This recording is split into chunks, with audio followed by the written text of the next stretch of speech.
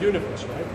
And we've come a long way so far. You know that basically this understanding is composed into two questions, one of which is understanding the fundamental constituents of matter, and the other one is trying in some ways to understand how they interact. What is the type of glue that is holding the universe together? Now, this type of particles and forces, they haven't always behaved the same way. If you're traveling farther back in time and you're coming back to an early universe, you see that the temperature increases and the pressure increases, which effectively means also that these phenomena were quite different in the early universe. So what we're doing at CERN is not just exploring the universe we have around us that you can do with telescope. We're actually trying to recreate the early conditions. We know that with telescopes we can actually look back in time. In fact, when you're looking at the closest star, the sun, you're already looking 8 minutes away in time. If you're looking at the star that is, the next star is 4 years away, and so on. If you look at another galaxy, you might be looking 2 million years in the past. Now, there's a problem. If you use telescope, you would think that you should be able to see the very first light coming from the Big Bang, because it's been traveling with us all along. So in principle, if we have a good enough telescope, we should be able to see the Big Bang itself. However, there's a little problem. At the time, which was approximately 380,000 years, I'm not talking like 14 billion years, I'm talking only 380,000 years after the Big Bang, there's kind of a warp. Up to that point, traveling back in time, the universe is transparent. But before 380,000 years, it was actually opaque, not transparent. So when you're looking with a telescope at the early universe, you basically see just a smudge, just a fudgy kind of matter. And you will all have seen that picture. It's usually was there any picture. light? Huh? Was there any light? At that time there was light. The temperature created? of the universe was like 3,000 degrees, and you know the light. You will have seen it in newspapers all over the place. It's usually an oval picture. We call it the first child photo of the universe. It's called the Mona Lisa of the universe. It's that cosmic microwave background. That 380,000 years photo is exactly the one you see very often in newspaper, and it's nothing else but the moment at which light started to travel freely. And of course, we see it all around us. Wherever I look, I have this light coming towards me. So how do we do to study the universe before this time?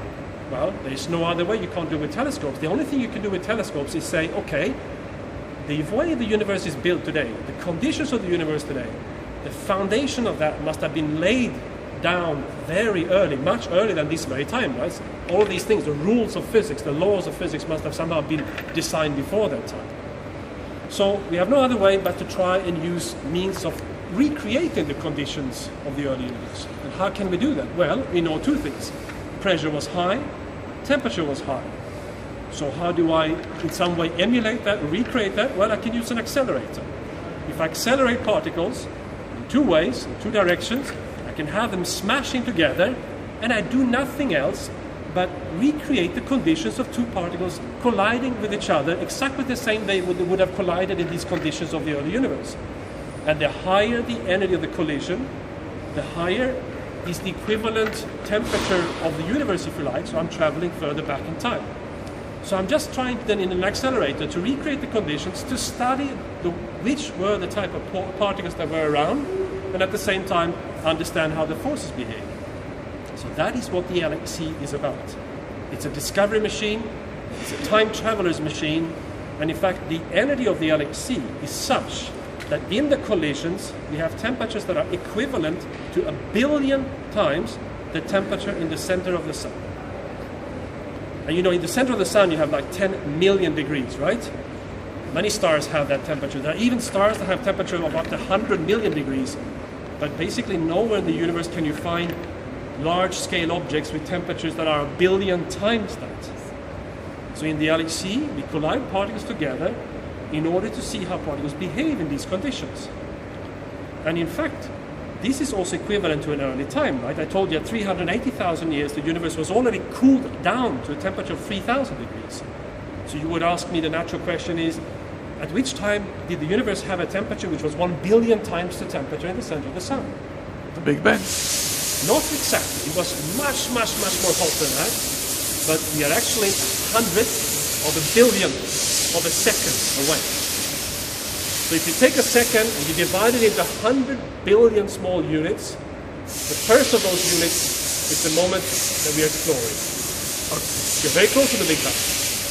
Now, the Big Bang was a process where things were happening very, very rapidly. In fact, something was probably happening about 100 and a billionth of a second after the Big Bang. Something happened at a tenth of a billionth of a second after the Big Bang. Something happened a billionth of something happened basically every tenth of a fraction of a second. So, of course, the events were very rapid at the very beginning. If you blinked, you missed the whole thing. Exactly, miss it all. So this is exactly the job of the Lhcb is then moving back to that little blink of an eye, right? And in fact, what is interesting is that we have theories that are not just, describing what is happening. We have theories that are actually predicting what is happening. We have an absolutely incredibly good understanding for the way the universe behaved during those moments. And from then on, of course, because then a microsecond after the Big Bang, we know that there was what we call a hadronization. You form neutrons and protons, and then in 3 minutes after the Big Bang, you got the first nuclei. Atoms were formed 380,000 years after the Big Bang. Stars up to 500 million, 1 billion years after the Big Bang. Galaxies were around already then. So there you go. So of course we would like to explore what happened before. And by understanding what's happening at this time, which we can do with the Lhcb, we're of course trying to see what are the events that were preceding this particular moment, that were laying the foundation again for the way things look 100th of a billionth of a second after the Big Bang. One of the things was, of course, mass, right? We've known that in the 60s, a few people predicted that there must be a mechanism by which nature gives objects a kind of mass, a kind of sort of fundamental mass that allows them, that stops them from traveling at the speed of light. And this is fundamental for the universe to form complex objects, even like human bodies, right? Planets and stars. So they predicted that in the 60s. And we discovered it only 2 years ago with exactly the expected properties. Philosophically, even for a scientist, this is difficult to somehow grasp, right? Exactly. So, of course, this doesn't mean we have answered all the questions. With these 4 experiments we have around the Lhcb, we are trying to answer the other questions. One of which is about the dark matter. You will have heard about it. We need particles for dark matter. We need to understand this formation of nuclei. So we are alles for that. So we have to discover a number of new particles to explain many things. But Lhcb is specialized in one other topic, which is the understanding of antimatter. If you look at the universe today, you know that we see no antimatter around. However, antimatter is by no means science fiction. We can create it, we can study it, we see how it behaves, but it doesn't exist naturally. There's no mind, there's no star, there's no planet made of antimatter as far as we know. We have several ways of concluding on that by studying the universe. So it must be gone. However, when I have energy available in an accelerator, I always produce equal amount of matter and antimatter. But I see in their time evolution that they behave differently. So in some way, nature treats antimatter differently from matter in a small number of cases. Rarely, but it happens.